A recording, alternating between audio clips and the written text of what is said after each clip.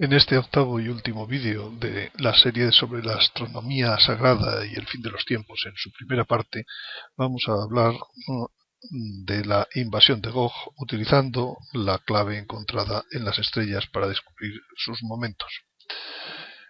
Sobre la invasión de Gog hablaremos en primer lugar de los 4 reinos de Daniel en los últimos tiempos. En segundo lugar, la propia invasión de Gog, empezando por los actores, continuando por los motivos aparentes y motivos profundos. Seguiremos por la geografía de la invasión según la Sagrada Escritura y los resultados de esa invasión, entre ellos la restauración de Israel. Y por último hablaremos nuestras hipótesis sobre el momento de esa invasión. Comencemos por esos 4 últimos reinos que el profeta Daniel habla para los últimos tiempos. Utiliza 4 símbolos. El primero, el león con alas de águila al que se le da corazón de hombre. El segundo símbolo es un oso sanguinario y hambriento. El tercero, un leopardo de 4 cabezas. Y luego un cuarto reino, que es el reino del anticristo, una bestia diferente a las demás por su origen, por su modo de formación. No tiene que ver con los anteriores reinos. Lo importante, porque el hecho por el que estamos viendo aquí esta profecía, es porque dijimos que el anticristo destruiría a 3 reyes que se arrepienten de haberle entregado el poder. Y por tanto es lógico pensar que estos 3 reinos sean parte de esos 10 que le entregan el poder por una hora para hacer la guerra al Cordero. Y en la invasión de Gog, en las hipótesis que hacemos es que la invasión de Gog termina destruyendo a 2 de estos 3 reyes. Veamos, el primer reino se puede hablar de que se refiere al Reino Unido y a Estados Unidos, la conjunción de esas 2 naciones que siempre han sido muy hermanas. El símbolo del león es el símbolo de Inglaterra, el símbolo de las alas es el símbolo de Estados Unidos, de las águilas, y el hecho de que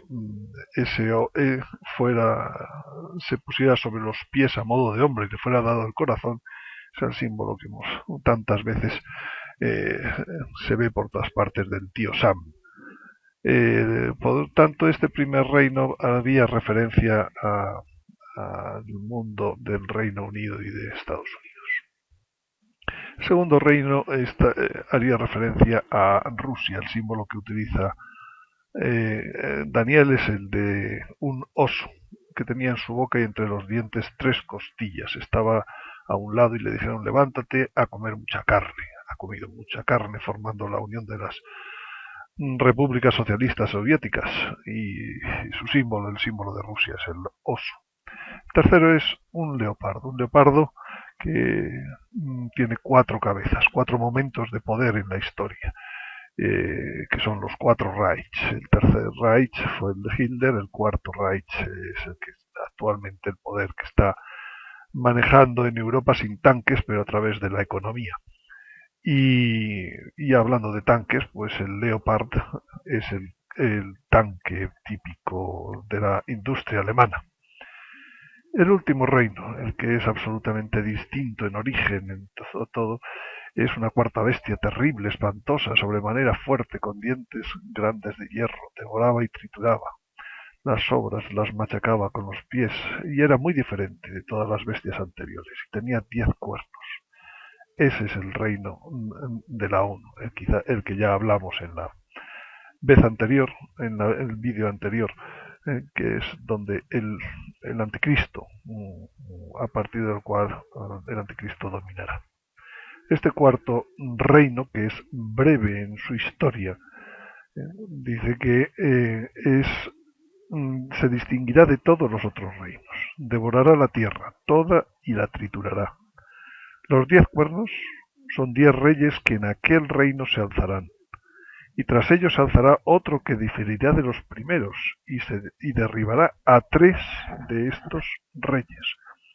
Hablará palabras arrogantes, se enfrentará al Altísimo, ya lo vimos en el vídeo anterior, pero finalmente le arrebatarán el dominio, hasta destruirle y arruinarle del todo, dándole el reino, el dominio y la majestad de todos los reinos de debajo del cielo al pueblo de los santos del Altísimo, cuyo reino será eterno y le servirán y obedecerán todos los señoríos. En la etapa del reino de los 1000 años del reino de Jesucristo. Bueno, veamos entonces cómo funciona entre estos reinos, pues esa invasión. Que todas las citas que voy a poner en las siguientes páginas provienen principalmente, cuando no se cite, diga otra cosa, del capítulo 38 y 39 del libro de Ezequiel. Entonces, ¿quiénes son los que invaden? Los que invaden es una alianza. Al frente de esa alianza, un país que es Magog y su príncipe supremo, ¿no?, que es Gog, que es de Mesec y Tubal. Mesec parece que sus raíces tienen que ver con la palabra Moscú. Y detrás viene, de esa cabeza viene un grupo de naciones. La primera, Elam, Persia, y luego Cus, Put, Gomer, etc.,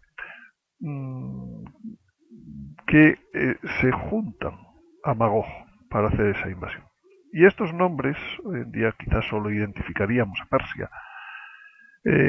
¿Por qué utiliza la Sagrada Escritura esos nombres? Pues porque Dios se refiere a los nombres de naciones actuales por los nombres de sus antepasados, de sus raíces.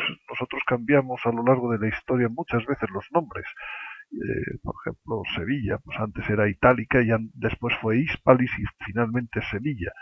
Si una profecía hecha con 20 siglos de antelación tiene que referirse a Sevilla, lo normal es que se refiera con el nombre de los antepasados actuales, en los que se cumplirá la profecía. Y dice que esta alianza vendrá de tu lugar, del extremo norte. Tú y numerosos pueblos contigo.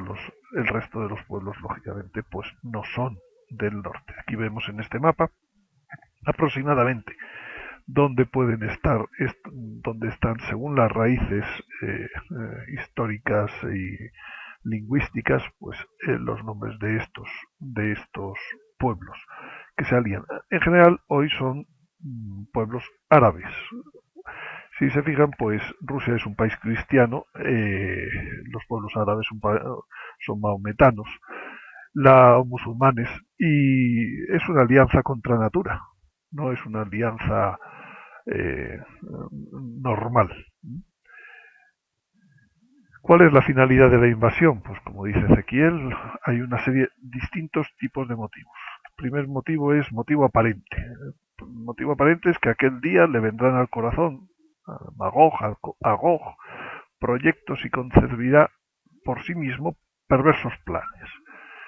Pero además, y en esos perversos planes dice, voy a subir contra una tierra abierta, marcharé contra gente tranquila, que habita en seguridad, que está en paz desde hace muchos años.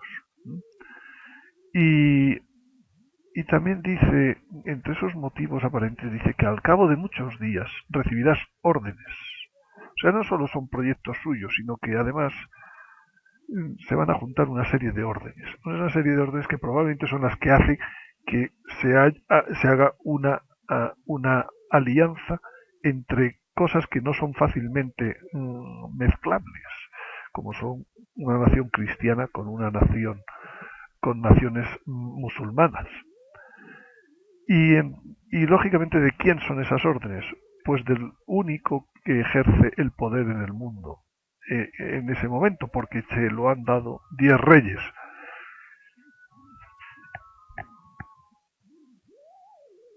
Entonces, al dárselo el poder, esos 10 reyes, en realidad el único que manda en el mundo es el anticristo, y por tanto es el único que da órdenes. Por tanto, se junta el interés, perversos planes de Gog con órdenes que recibe del único poder mundial. Y entonces el motivo de la invasión es ir a saquear, a hacer botín, a poner tu mano sobre ruinas repobladas. ¿A saquear has venido?, dice. Para hacer botín has concentrado tu asamblea, para llevarte el oro, la plata, para poder apoderarte de ganados y haciendas, para hacer un gran botín. Efectivamente, el pueblo hacia el que van, pues es un pueblo que disfruta de una gran prosperidad, que tiene una gran, una gran potencialidad económica. Pero además de los objetivos que los hombres tienen en esa invasión, existen los objetivos que Dios tiene con esa invasión. Y son los motivos profundos. Dios permite esa desgracia para un bien mayor. ¿Cuál es ese mayor? Dice, disponte y prepárate, tú y toda tu asamblea, concentrada en torno a ti, esa alianza que va a venir. Dice, y ponte a mi servicio. En realidad, vais a hacerlo creyendo que sois vosotros, pero yo voy a utilizar vuestros perversos planes también para mi objetivo, para un objetivo bueno, de dar una lección al mundo, ese mundo que ha decidido hacerle la guerra al Cordero. Y dice, para que las naciones me conozcan cuando yo manifieste mi santidad a sus ojos, a costa tuya, Gog. Manifestaré yo mi gloria. El resultado de esta invasión va a ser que Dios va a manifestar su gloria entre las naciones. Y todas las naciones verán el juicio que voy a ejecutar y la mano que pondré sobre ellos. Manifestaré mi grandeza y mi santidad. El resultado va a ser increíble. Me daré a conocer a los ojos de numerosas naciones y sabrán que yo soy Yahvé. Dios va a dar una lección a Israel, como en el Éxodo. Sí, Israel no se ha perdido.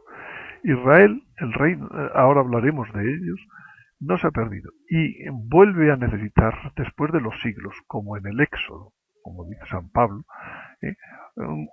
una lección. Pero esa lección va a resultar que la preeminencia de Israel y la santificación de Israel. Dice, manifestaré mi santo nombre en medio de mi pueblo Israel. Atención a las palabras mi pueblo Israel. No está diciendo mi nación actual de Israel, sino mi pueblo Israel. No dejaré que vuelva a ser profanado mi santo nombre. El resultado de esta invasión es que Israel va a aprender a que no volverá a profanar mi santo nombre. Y las naciones sabrán que yo soy Yahvé, santo en Israel. Y la casa de Israel sabrá desde ese día en adelante que yo soy Yahvé, su Dios. Se va a establecer ya una verdadera alianza irrompible entre Israel y Dios a partir de aquí. Bien, y geográficamente, ¿hacia dónde se dirige esa invasión? Dice la Sagrada Escritura, subirás contra mi pueblo Israel. Vuelvo a referirme, mi pueblo Israel. Cuando mi pueblo Israel viva en seguridad, dice en otro momento, en otro pasaje.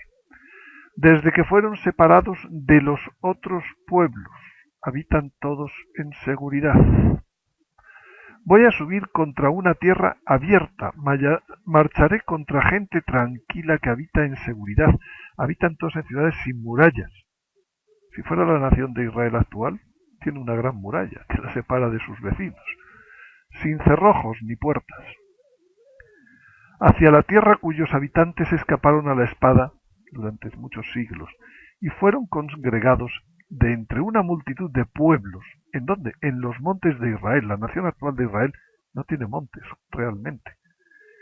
Que habían sido un desierto permanente. Montes que no habían tenido gran número de habitantes, que habían sido un desierto permanente. Pueblo congregado de entre naciones, entregado a reponer el ganado y la hacienda, que habita en el centro de la tierra. En el centro de la tierra, ¿cuál será geográficamente el centro de la tierra? Hay otros lugares en la Sagrada Escritura. Pero vamos a pensar entonces, ¿quién es hoy esa frase de mi pueblo Israel? Israel estaba formado inicialmente por 12 tribus. Tras la muerte de Salomón, se dividió en dos reinos.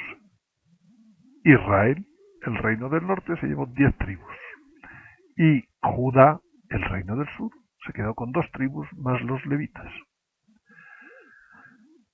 El reino del norte desaparece el año 721 a.C. por la invasión de los asirios, que no solo lo destruyen, sino que mandan fuera de aquella tierra a todos los habitantes que han quedado vivos. Sin embargo, Judá, aunque sufre un proceso semejante en el año 586 por los babilonios, sin embargo, 70 años después vuelve, reconstruye la nación y no desaparece como nación hasta el año 70 después de Jesucristo por los romanos. Por tanto, la nación actual de Israel realmente proviene de las tribus del reino de Judá principalmente. Por tanto, su nombre puede llevar, su nombre actual, con el que todos trabajamos cuando hablamos de Israel, puede llevar a la confusión en la interpretación de este texto en el que Dios habla de mi pueblo Israel, porque se está refiriendo no a la nación actual de Israel que proviene de las tribus del reino de Judá, sino a las otras tribus que desaparecieron muchos siglos antes, 8 siglos antes. Y esas son las conocidas como las 10 tribus perdidas. Perdidas porque la Sagrada Escritura no siguió la historia de esas tribus que habían sido desterradas, así como, sin embargo, sí siguió la historia del reino de Judá, incluso cuando se fueron al destierro.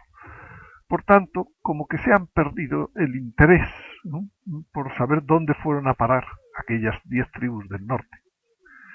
Pero las promesas de Dios a Abraham, Isaac y a Jacob son promesas para las 12 tribus, y las promesas de Dios no pueden dejar de cumplirse. Son promesas para siempre, Dios habla para siempre. Por tanto, cuando Ezequiel habla de la invasión hacia mi pueblo Israel, se está refiriendo al reino del norte y no a la nación actual de Israel. Claro, resta por saber en la historia dónde han ido a parar aquellas 10 tribus perdidas. Aquí podemos ver un esquema de la geografía de esas deportaciones. La morada es la deportación de las 10 tribus perdidas, que se establecieron en la zona entre el Mar Negro, el Mar Caspio, más abajo, y en lo que era primero el imperio asirio, después fue conquistado por los babilonios, pero después fue el reino de Partia, los partos. Los partos estaban el día de Pentecostés, estaban en Jerusalén, partos, medos, elamitas, todos esos había buenos israelitas que a pasar de los siglos iban a Jerusalén, a las fiestas de mosaicas. Aquí vemos, pero cuando los persas volvieron a presionar al reino de los partos, pues empezaron a migrar por el Cáucaso, todas esas 10 tribus perdidas hacia el norte de Europa. Y esas 10 tribus terminaron cayendo sobre el imperio romano, invadiéndolo, y son los pobladores de la Europa central, la Europa del sur. Cuando hoy se va a Estados Unidos y uno es europeo, le preguntan su raza, debe poner caucásico. Viene de esta distribución, migración de esas 10 tribus perdidas. No es la única migración. Luego hubo la migración del Reino del Sur. Realmente esto es más complejo. Hay mapas y mapas que hablan de esto. Pero, por ejemplo, podemos recordar cantidad de nombres. Danubio significa río de Dan. Saxons significa hijos de Isaac. Ebro significa hebreo. Iberia. Hay una Iberia en el Cáucaso y casualmente los íberos son los que poblaron la península ibérica inicialmente. Por tanto, aquella aparente dispersión desde el año 721 terminó transformándose en lo que hoy tenemos en las naciones europeas y de Europa hacia América, y además probablemente algunas otras migraciones hacia el este. Por tanto, cuando se hace una interpretación de que la invasión de Magog va hacia la actual nación de Israel, creo que es una interpretación absolutamente errónea y que abunda mucho, especialmente entre los evangélicos y los judíos, lógicamente, esta interpretación. Por tanto, hemos de cambiar esa interpretación por pensar que no, en las viejas naciones cristianas, en Tarsis, de la que luego veremos cómo es citada también como consecuencia de esta invasión, está ese mi pueblo Israel, en Tartesos, en lo que sería la península ibérica, el sur de Europa, y entonces ahí sí que existen montañas importantes de mi pueblo Israel, áreas que han estado menos pobladas de lo que estaba Israel en sus tiempos, etc. Y por tanto, hacia ahí es hacia donde debemos considerar que el profeta está citando que se va a dar esa invasión. Por tanto, es una invasión centroeuropea por fuerzas ruso-árabes. En Garabandal se habla de esta invasión con la palabra comunismo. Los rusos y los comunistas en la época de las apariciones de Garabandal era prácticamente lo mismo. Y por tanto, pues, por ejemplo, se le hace una entrevista a Loli en 1982 y le preguntan: ¿recuerdas lo que la Santísima Virgen te dijo acerca de la tribulación comunista que ha de preceder al aviso? Vamos teniendo un dato temporal. Responde: parecerá que los comunistas se han apoderado del mundo entero y será muy difícil practicar la religión, que los sacerdotes puedan decir misa o que el pueblo pueda abrir las puertas de las iglesias. Eso es lo que querías decir al afirmar que parecerá que la iglesia ha desaparecido. Sí, quienes la practiquen tendrán que hacerlo clandestinamente, fruto de esa invasión comunista. ¿Ocurrirá únicamente en Europa o también aquí en los Estados Unidos? Dice: no lo sé, porque en ese momento Europa para mí era el mundo entero. Dijo la Santísima Virgen que el Santo Padre se vería obligado a marcharse de Roma cuando se produjera el aviso.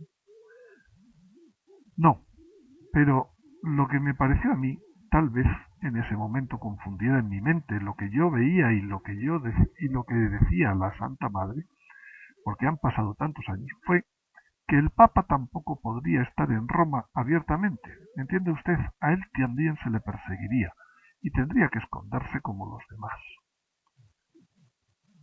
En otra entrevista en junio del 84, le dice el padre Benac a Loli: tu madre me contó que una noche estabas en el piso de arriba con tu padre y que llorabas y llorabas durante una hora.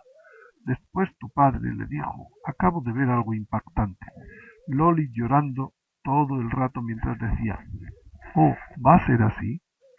¿La gente va a sufrir de ese modo? Déjame que yo sufra. ¿Se acuerda qué dijo entonces?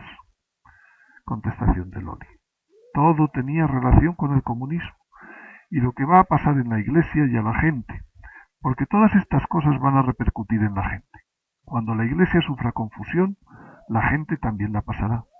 Algunos sacerdotes que son comunistas crearán tal confusión que la gente no distinguirá el bien del mal. Y en otra entrevista a Jacinta en agosto de 1979 le preguntan: ¿recuerdas algo acerca de una gran tribulación, el comunismo? Y le contesta: sí, era una invasión. Bueno, algo que me pareció como una invasión, algo muy malo, en lo que el comunismo jugaba un papel muy importante, pero ya no recuerdo qué países o regiones se veían afectadas. La Santísima Virgen insistió en que rezáramos para evitar que sucediera. Estos graves acontecimientos tendrán lugar antes del aviso, que ocurrirá cuando la situación esté en su peor momento.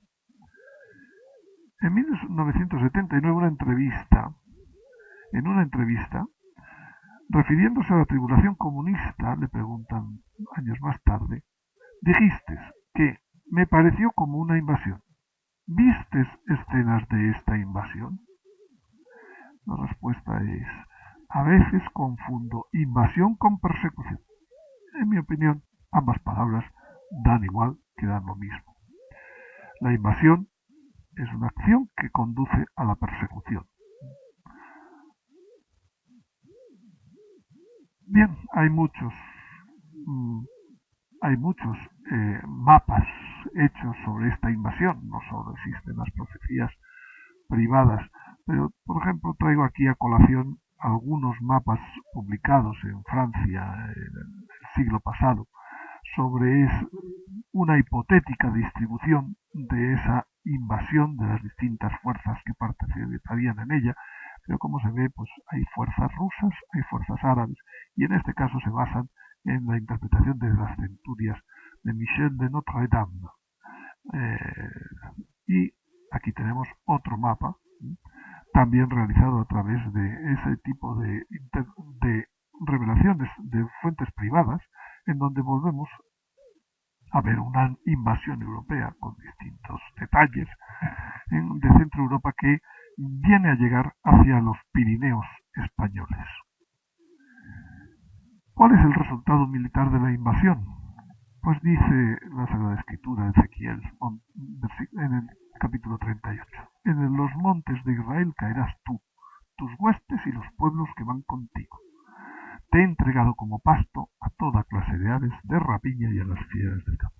En los montes de Israel. En esta zona donde estamos hablando hay tanto los Alpes como especialmente los Pirineos. Los Pirineos están como evitando que se pueda entrar fácilmente a invadir Iberia, la península ibérica. Dice, convocaré contra él toda clase de terrores en ese momento, cuando llegues a los montes de Israel. Volverán las espadas unos contra otros, que no se pondrán de acuerdo, esa alianza que estaba.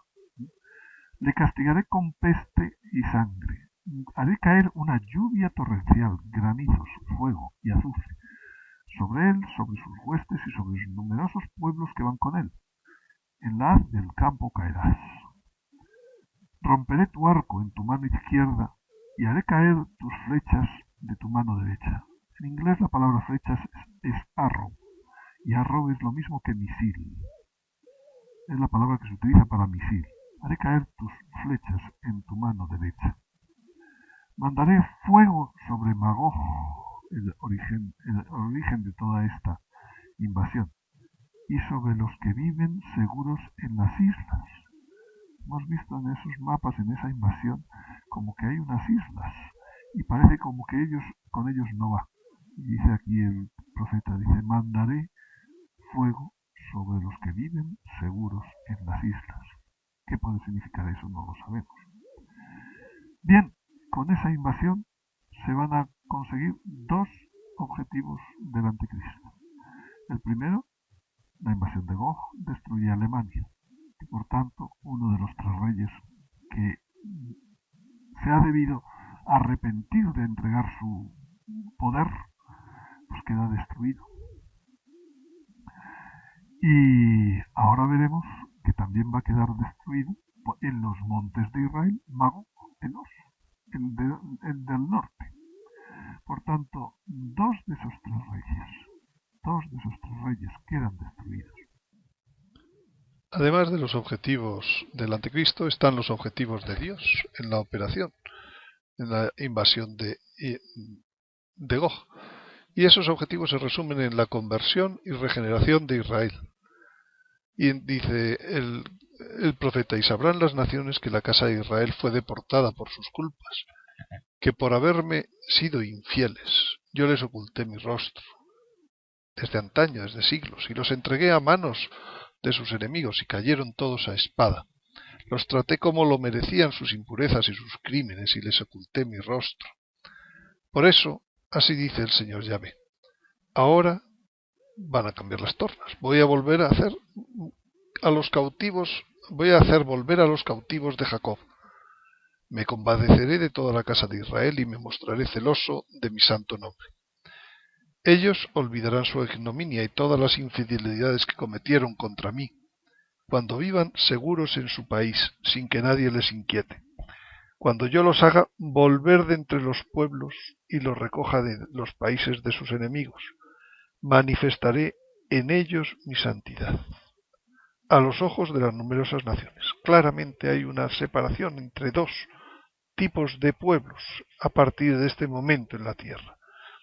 El Señor quiere manifestar en Israel, en el nuevo Israel, su santidad a los ojos de numerosas naciones, y sabrán que yo soy Yahvé, su Dios. No les ocultaré más mi rostro, porque derramaré mi espíritu sobre la casa de Israel. Un nuevo Pentecostés, una nueva derramación de espíritu. Allá haré de ellos una sola nación en esta tierra, en los montes de Israel, partiendo de los montes de Israel una nueva nación en esta tierra, que será el reino de Jesucristo de los 1000 años, y un solo rey será el rey de todos ellos. No volverán a formar dos naciones, ni volverán a estar divididos en dos reinos. Y hablamos de reinos y no hablamos de unión democrática de naciones, de pacto entre naciones, pacto entre muchos. Es un reino tributario a un rey, reino de Jesucristo. Los últimos tiempos hemos visto ya que eran imagen de lo que ocurrió en el Éxodo. San Pablo lo dice, todo esto les acontecía en figura a aquellos antiguos israelitas y fue escrito para aviso de los que hemos llegado a la plenitud de los tiempos. Y que había en el nuevo, en aquel viejo, en aquel Éxodo, había un pueblo esclavizado que tenía que, a través de unos hechos extraordinarios, cruzar el mar y el desierto y llegar a una nueva tierra. ¿Y cuál es la geografía del nuevo Éxodo?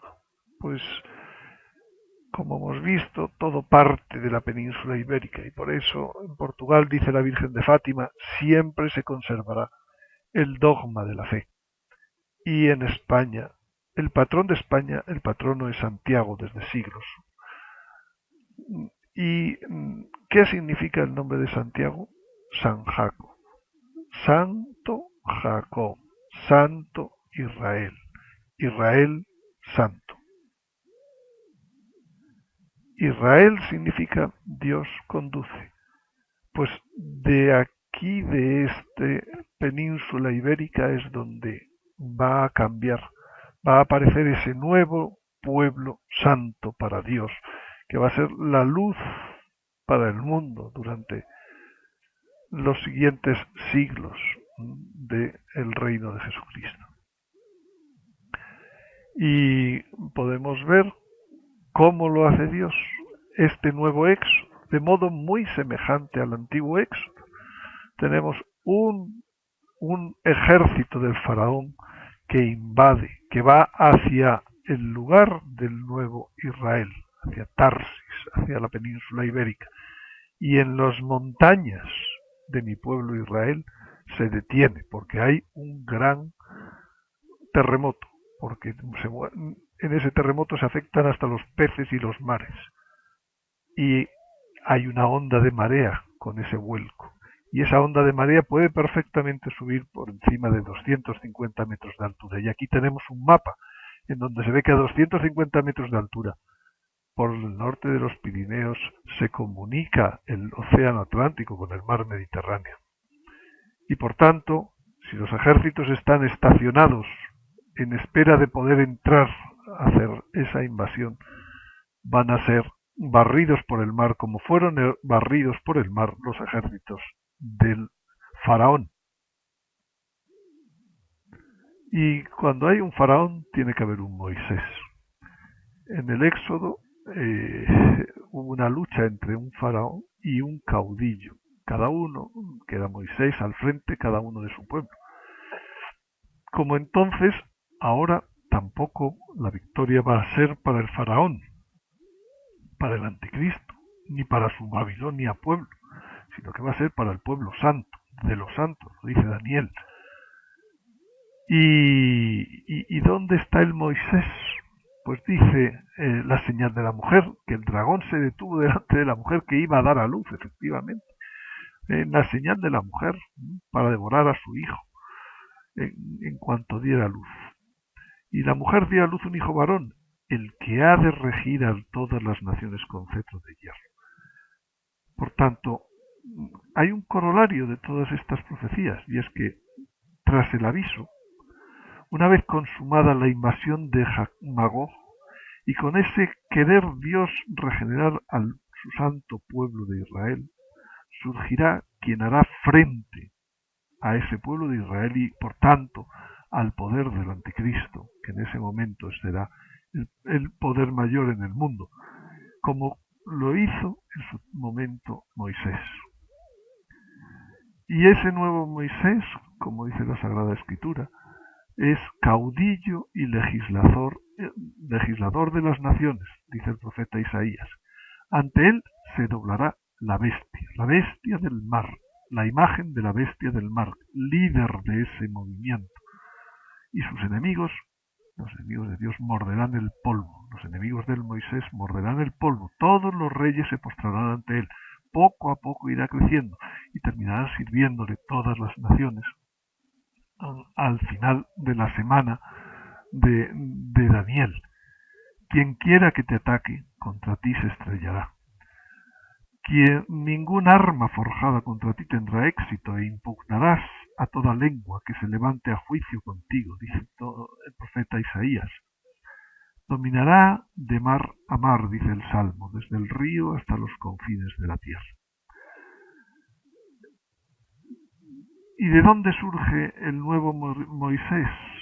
Pues dice, los barcos se juntan para mí, los navíos de Tarsis encabezan. Volvemos a Tarsis, a la península ibérica, a la capital de Tartesos, para traer a tus hijos de lejos, junto con tu plata y su oro, por el nombre de Yahvé, su Dios, y por el Santo de Israel. Y Tarsis era aquel puerto al que venía cada 3 años la flota de Israel, a buscar oro y plata, marfil, monos, pavos reales, plata, hierro, estaño y plomo, todos materiales que se encuentran en la península ibérica. Y sin embargo dice Isaías que cuando llegan los momentos finales, no, la hija de Tarsis, la hija de aquel puerto, dice, ya no hay puerto, cultiva la tierra. Es decir, es como si un estuario se hubiera rellenado, el estuario del Guadalquivir, Itálica, Hispalis, Sevilla. Pululad, naves de Tarsis, porque ha sido destruida vuestra fortaleza, aquel puerto con el cual comerciaban con todo el mundo de la antigüedad. ¿De dónde surge entonces? Todo converge hacia la misma geografía. Y por tanto, la invasión termina con los saqueadores saqueados. Y dice Ezequiel, los habitantes de las ciudades de Israel saldrán a quemar y a entregar a las llamas las armas, paveses, escudos, arcos y flechas, mazas y lanzas de aquellos invasores que han sido básicamente barridos por una onda de marea, que ya están, en el mejor de los casos, en las últimas, sino absolutamente destruidos. Pero muy interesante lo siguiente, harán fuego con ese material que han saqueado a los saqueadores con ello durante 7 años. Hay un material energético en ese ejército que penetra, quizás de tipo nuclear, quizás de otro tipo, y permite dar energía a un mundo en donde será muy difícil tener energía eléctrica como anteriormente. Y dice, no irán ya a buscar leña en el campo, porque probablemente después del aviso y sin energía, pues la energía se busque como leña en el campo, y la recogerán en el bosque. Dice, ¿por qué? Porque la sustituirán por el fuego que puedan hacer con esas armas. Saquearán a sus saqueadores y harán botín de sus depredadores. Quizás estén notando distintos niveles de sonido a lo largo de esta grabación. Realmente es algo inesperado y que me está obligando a repetir varias veces esta grabación. Continuemos entonces con el tiempo en el cual puede ser la invasión de Gog. Y como siempre empezaremos por la Sagrada Escritura, después por las apariciones y por último las confirmaciones que podamos encontrar en la Sagrada Astronomía. En la Sagrada Escritura dice el mismo Ezequiel que esta invasión ocurrirá al fin de los días. En aquel día, cuando Gog avance contra el suelo de Israel, oráculo del Señor Yahvé, estallará mi furor. Y aquí está el dato principal. Aquel día habrá un gran terremoto en el suelo de Israel. ¿De qué nivel el terremoto? Temblarán entonces ante mí los peces del mar y los pájaros del cielo. No estamos hablando de un terremoto normal de la tierra, de la parte sólida de la tierra, sino estamos hablando de que están involucrados los peces del mar y los pájaros del cielo, porque con el vuelco tenemos la onda de marea y tenemos los huracanes. Por tanto, no es un terremoto localizado, porque además dice que todos los hombres sobre la haz de la tierra temblarán. Por tanto, estamos hablando del terremoto del aviso. Es decir, la invasión de Gog está perfectamente situada como una cuestión previa al aviso. Se desplomarán los montes, caerán las rocas, todas las murallas caerán en la tierra. Es decir, que estamos hablando de algo previo inmediatamente al aviso. En Garabandal también se dijo que esta invasión ocurriría a la vuelta de un viaje del Papa a Moscú. Todavía no ha ocurrido ningún viaje de papas a Moscú, pero esto es lo que dijeron las niñas. A la vuelta de un viaje del Papa a Moscú se desatará inmediatamente la invasión-persecución. Y también en Garabandal se aportó un dato muy importante a la Virgen con motivo de las crisis de los misiles de Cuba. La Virgen dijo: nunca volverá a haber una guerra mundial. Efectivamente, la invasión de Gog no es una guerra mundial. Tampoco lo será cuando el anticristo destruya al tercer rey. Y veamos entonces qué confirmaciones podemos encontrar en la astronomía sagrada. Confirmaciones que sean poco antes de la fecha que ya conocemos del aviso, que es 13 de noviembre del 2016. La invasión sucede con rapidez, dice, como un nublado, vendrás a rapiñar. Entonces, por tanto, no podemos estar pensando en muchos años antes del aviso, sino en todo caso en algunos meses. Hoy en día las técnicas militares perfectamente permiten que sean invasiones muy rápidas. En la astronomía, pues el planeta que significa la guerra es Marte, pero depende con quién se une. Marte son guerras buenas o son guerras malas. Si se une a Júpiter, el Mesías, pues las coincidencias últimas de las conjunciones Marte-Júpiter han sido exactamente en la fecha de la beatificación de Juan Pablo II y en la fecha del comienzo de las Jornadas Mundiales de la Juventud en Brasil. Por tanto, es una guerra, pero es una guerra buena. Y unido, sin embargo, a Saturno, la guerra es en el sentido del mal. Entonces, podemos buscar cuáles son las conjunciones Marte-Saturno en la primera parte de la última semana de Daniel. Estas conjunciones aproximadamente serán pues cada 2 años. Encontramos que existe una primera conjunción en la constelación de Libra el 25 de agosto del 2014, que quizás en la fecha que estamos hoy, a finales del año 2013, puede resultar un poco precipitado. Y encontramos una segunda conjunción en Escorpio el día 24 de agosto del 2016, lo cual serían 3 meses antes del aviso, y esto encaja mejor con su cercanía.